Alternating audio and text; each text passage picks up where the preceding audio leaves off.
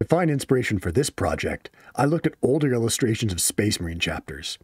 Frequently, these color schemes are garish, confident, and very, very outgoing, like these tiger claws having multiple patterns of tiger stripe on them at the same time, these howling griffins being red, black, and orange spotted, and most of these older Space Marine chapters being quartered, garish, bright color. Oh no. Oh no. Oh! I eventually decided to go with something similar to this Raptor Legionnaire's Blizzard suit camouflage, but because I wanted to do a jungle theme, I would adapt it to look more like the camouflage pattern on a tiger or a cheetah, and then add some elements of ocular camouflage, where the camouflage pattern is designed to mimic the look of eyes. These patterns of camouflage are really interesting, because they have absolutely nothing to do with actually hiding the animal, and more to do with presenting enough of a threat when the animal is spotted that a predator is given pause and doesn't immediately attack. As far as I'm aware, it's completely relegated to insects, bugs, butterflies, other animals of that nature, and not large land animals. However, in the 41st millennium, I am absolutely certain that there is a death world horrible enough that large predatory land animals are being preyed upon by even larger, more predatory land animals, and therefore would have this sort of eye camouflage.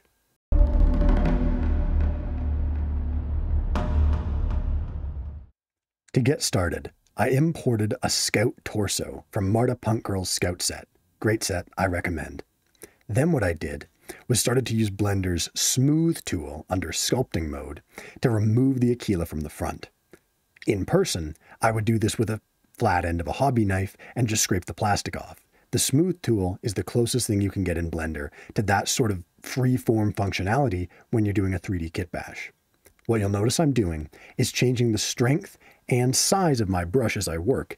This is really effective, and I recommend learning to do this all the time, because what it allows me to do is take these big areas of the Aquila down flat by having a big brush with high strength, then turning the strength and the size down when I get nearer to the hose along his neckline so that I don't accidentally snag it. This allows me to create a smooth, consistent finish that'll look really good when we're printed and won't interfere with any other parts of the model at all.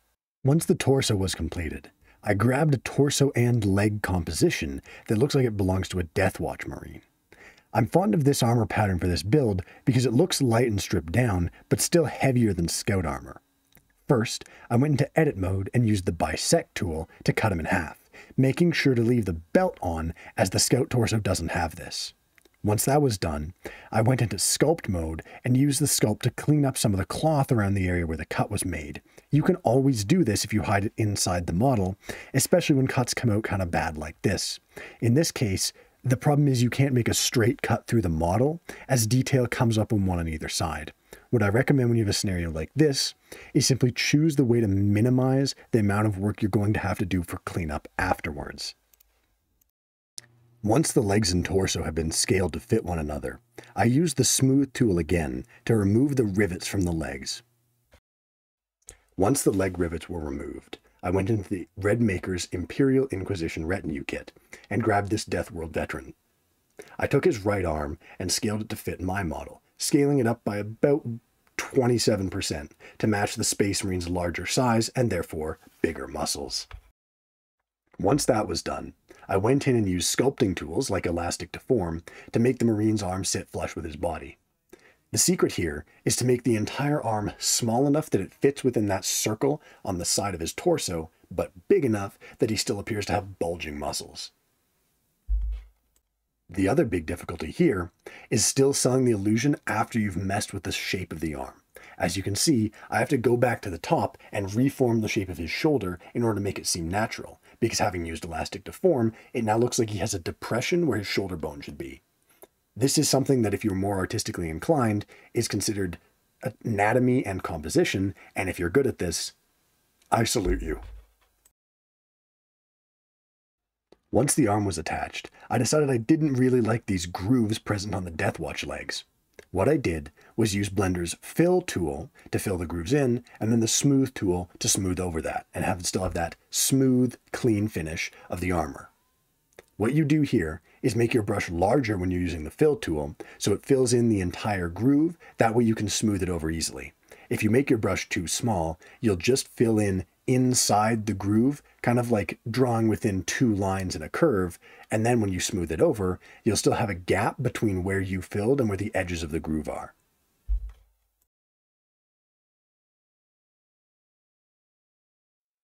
For a head, I grabbed a head from Night Soul Studios' Commando Jungle Warfare kit.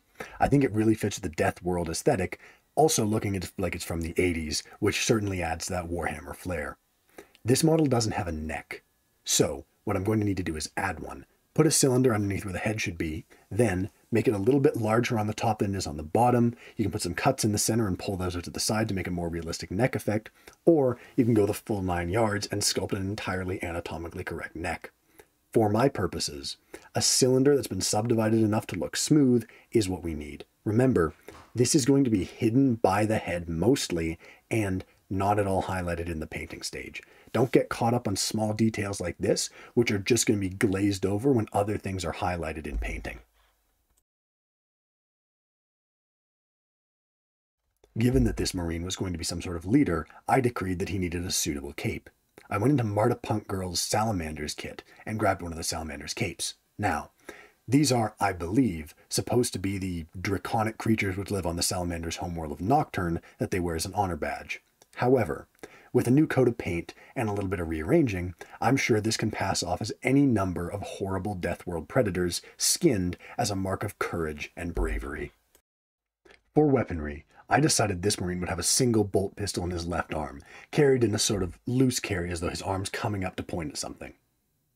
What I did was grab 2 more arms from Marta Punk Girl's assorted Phobos kits. The left arm had the nice bend that I wanted, but a knife hand in it. The right arm had the pistol. What I did was cut the left hand off of the left arm using Blender's bisect tool and separate by loose parts, then did the same thing with the right hand, splicing the right hand onto the left by going into Blender and inverting its scale on the x-axis. Techniques similar to this, where the hands are spliced off arms to change weapons, are very common in in-person modeling, and, thanks to the magic of Blender, you can now do them in digital.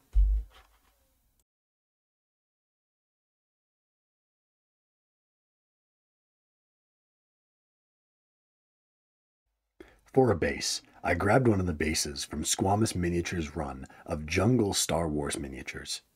Squamous now goes by David Chef Models, and if you have any chance to support him, I recommend taking it. His work is creative, well-designed, and easy to print. You all know my secret sauce for basing now, but for those who don't, make sure that every part of your model that intersects with the base has been joined into one object. Then, use booleans to make sure that that object, the base, is going to be cut with the other object, which is every part of your model that touches the base. What this is going to do is put a series of grooves into your base that mean that when the model is inserted back into it, once they've been printed separately, it'll fit in perfectly and have a way to orient itself the exact way it was when you built the model in Blender. With these final tweaks done, the leader of my Deathworld Marines was ready for his turn on my newest invention, the digital turntable.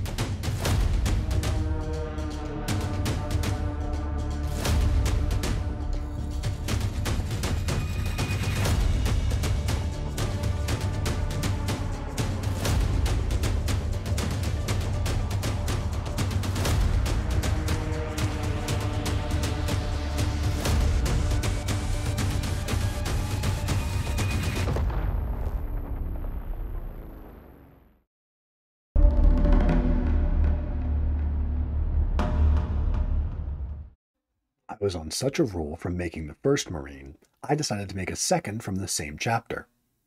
This one is based off the Marta Punk Scout Girl Eliminator legs combined with a copy of the same torso we made for the first Marine.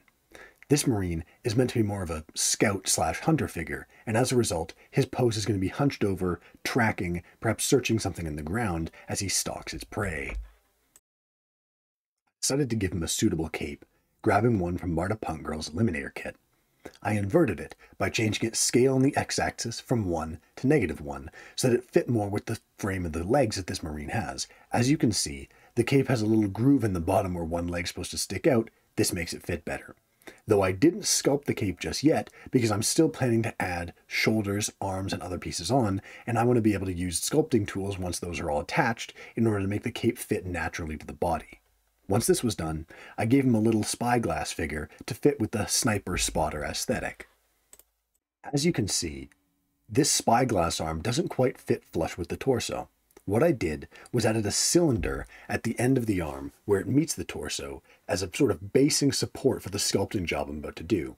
Once that was done, I went into sculpt mode and used elastic deform to make it seem that the bodysuit the Space Marine wears underneath his armor was actually stretched out a little bit to meet under the armpit. This gives the illusion of a stretched out arm, and because it's going to be covered by the shoulder joint, doesn't have to be perfect. The reason I started with a cylinder is to provide a support and guideline to where this sculpt job is going to go and make it more solid. It's hard to explain, but there is an effect when you're modeling that if you have some sort of bone to model over, you'll have a better result afterwards. For a helmet for this model, I went with one of the classic beaky helms. This captures both the stylistic feeling of 1980s Warhammer, when these helmets were very popular, and a sort of avian predatory look that I think works well for my Death World Marines.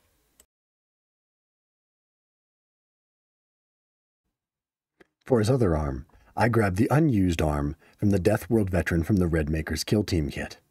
Using the bone system in Blender, which allows you to put multiple bones into a rig for animation, I added bones into this arm, starting with single bones instead of a human rig, and working my way down the arm.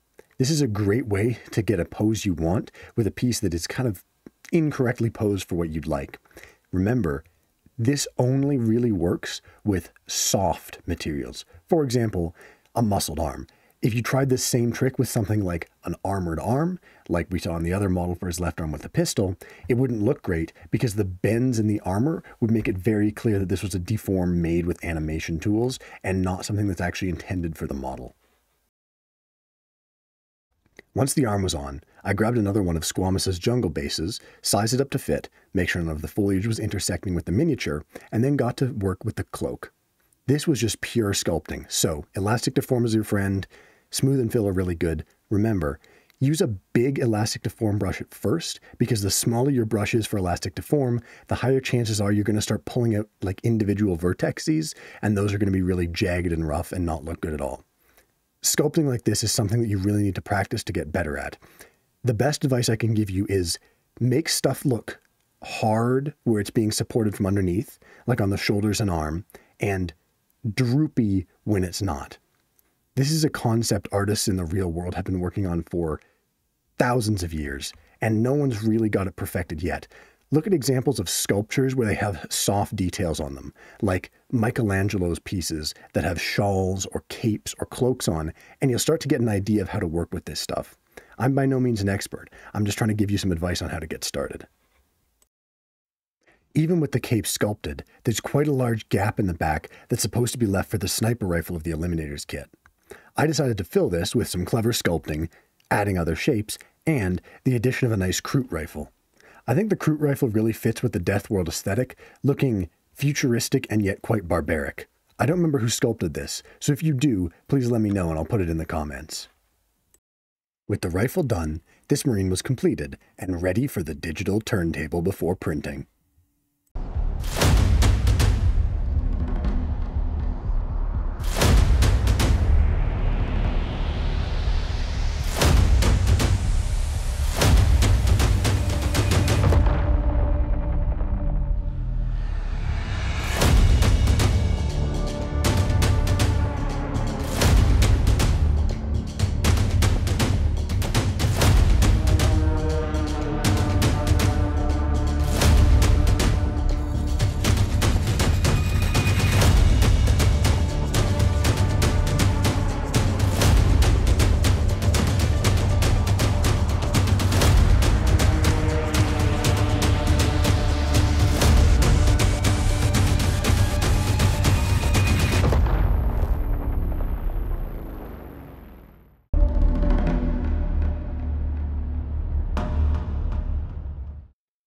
The disruptive eye pattern color scheme came out even better than I'd envisioned in my mind.